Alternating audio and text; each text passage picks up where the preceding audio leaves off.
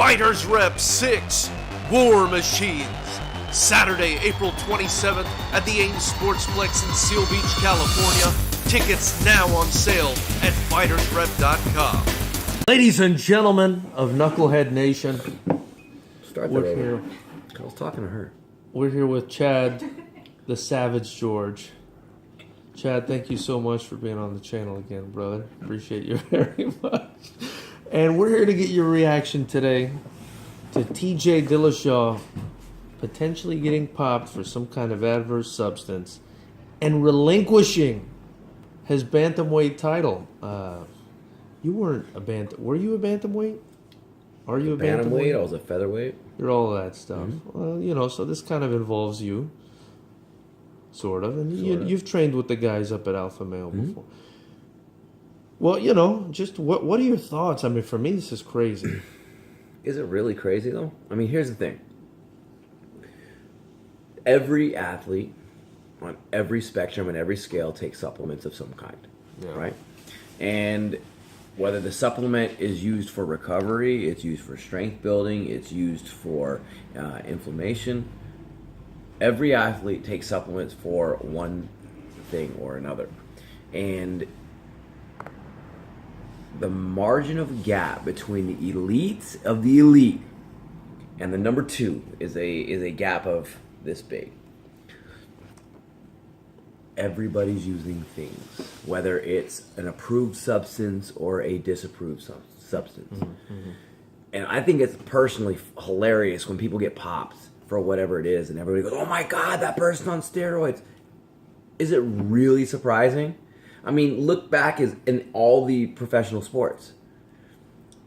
Everybody gets popped for things all over the place. And this thing with TJ, I'm willing to bet it's probably something with the weight cut. I mean, he's a bantamweight cutting down to flyweight. Yeah. I could probably make a cut to flyweight, and I've talked about this with my team and my coach. I'm like, wow, I think I can make 25s. But in doing so, I'd probably be killing myself. The question is, it's not, can I make 25s? It's how can I make 25s and perform? I would probably have to take things to help me get down. Diuretics, other substances that might help and aid in the weight cut process and keeping the weight down throughout the entire camp. Because you're never going to be able to perform and have all that weight come off in one night. You're going to have to do it through a long period of time. I'm willing to bet that what he's going to get found with is going to be something for the weight cut. Yeah, especially because of that Cejudo fight, he had to get down to that. Man, and even when I saw, I was like, man, he looks thin. And getting the 25s, you're going to look thin, but his recovery from the weigh-in to where he was in the fight didn't look like it was that much of a difference in mass comeback. Yeah, man, I thought at 35 he was shredded already. So I was like, dang, he's going to get down to 25. I guess he did it, and he did it whatever way he could. You know what I mean? Do you think he purposely took a substance that he knew was banned, or is that? I can't say that he knew. Yeah. But here's the thing. Let's look at the macro. When you're at the elite level, you have teams working with you. You have teams that are working with you, and they are putting things together not only for your interest, but for their interests as well, right? So when you become world champion, it's good for everybody. It changes your financial and career situation for everybody involved. So now when you become a world champion in any sport, you now have so many people that are involved and invested that are wanting to get their hand in the pie. What if you're working with a new nutritionist or an older nutritionist that goes, here's the winning supplement, everything's approved. There's nothing in here that you're going to get in trouble for. Let's go a step further. You have doctors, scientists, people that are working in laboratories, working on supplements for you that say, this is what's going to get you to that next level. It's going to allow your weight cut to happen. It's going to give you stronger reactions. You're going to be able to train more. You're going to be able to sleep well. And nothing's going to show up in a test. I think part of the controversy, too, and I agree with everything you're saying. I mean, that makes a lot of sense, you know. Maybe as these drug tests get more advanced, they're picking up more things that people don't expect them to pick up. I think another part of the controversy is him relinquishing his belt. You know, maybe some people look at it as a move of guilt maybe some will just look at it as like an honor thing. What do you think that was about? I think that's him just saying, okay, it's almost like pleading the fifth, right? You're like, before it gets out there and makes any more of a big deal, I'm going to let guys go ahead and fight for the title. And when I take care of what I have to take care of, I'm going to come back and fight. And I think that's could be what happened. Obviously, it's all speculation. But as far as it being relinquished now, I'm excited on a personal level because I think Pedro Munoz is next in line for a title shot, and I think he's going to be the next world champion. So that's pretty awesome in that side. I was going to say your boy Pedro Munoz is lining it up nicely there. This has been, I think, a disastrous, in my opinion, last few, I guess, months or so for TJ Dillashaw. Before the Cejudo fight, you know, I shared with you, I thought he was like one of the best pound for pound in the game. He loses that fight, and then this. You know, what do you think this does to his career? Can a guy recover from something like this? I think guys can recover from anything.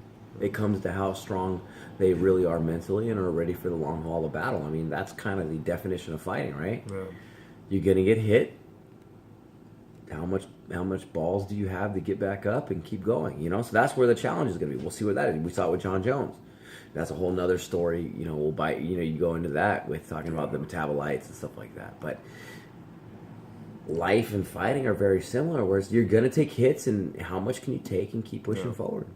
Would you say this is a bigger hit than what John Jones took, considering that he lost in the fashion that he lost, and then kind of to add insult to injury, he failed his drug test? I think it's all relative. You know, like John Jones lost his title. Yeah. He became a mockery, and he had a whole onslaught of things happen after that. Remember the hit and run and all these things. So it's like it's just one other instance, you know. And everybody has different journeys that they go on, and I think it's going to be interesting to see how the transition comes from pre this happening to post this happening. What do you feel for Cody Garbrandt in this situation? A guy who may have lost his undefeated record and belt and 2 fights in a row to a guy who may have been taking illegal substances. I think Cody is a phenomenal fighter.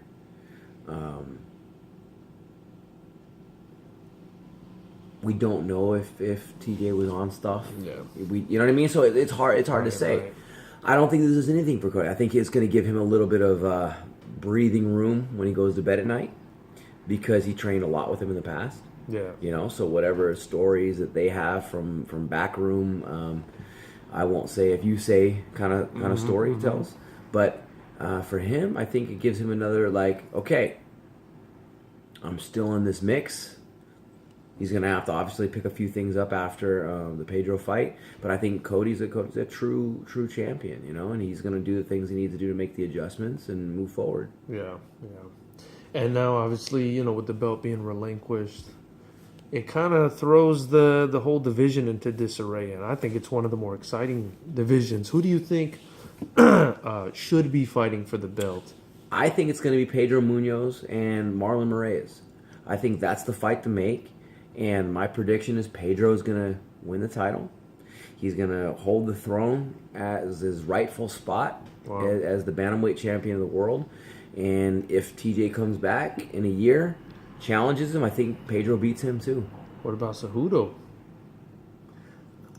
Do you think he moves up and fights one of these guys? Maybe he can, but here's the thing. Not just because Pedro's a friend of mine. Are you sure? I'm positive, because I'm gonna break it down. Yeah. Pedro has the striking, and he has the ground to beat anybody in the division. Power-wise, he's right there with anybody. Striking. On the feet, he has just as much ability as anybody else as far as like technical ability, striking-wise. There's nobody that's going to outclass him in a bantamweight division on the feet, which is opposite on the ground. The ground, he is so far ahead of anybody in the division on the ground, it's not even comparable. Wow.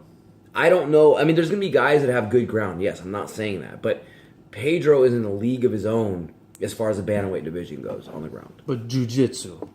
Yeah. Wrestling as well, though? Yeah. Okay, so what? You put him on his back. If you can put him on his back, then what? I see. Then what? You did make a prediction when we were watching the fights in that Garbrandt Munoz fight. And you did call it, I must say, exactly as it happened. So you definitely have some inside knowledge on Munoz, and I appreciate your insight there. Do you think he can beat Moraes, though? Moraes is looking like an absolute killer. I do. I think he'll submit Moraes. Wow. I think Pedro's going to give him more than he's ready for on the feet, and Moraes is going to make a mistake, and he's probably going to end up shooting on Pedro. And that's not going to go well. I love it, Chad. Well, as usual, very insightful. I appreciate your time very much. Anything you want to say before I let you go here and we finish this glass of whiskey? Drink some whiskey. Have a good night, champ.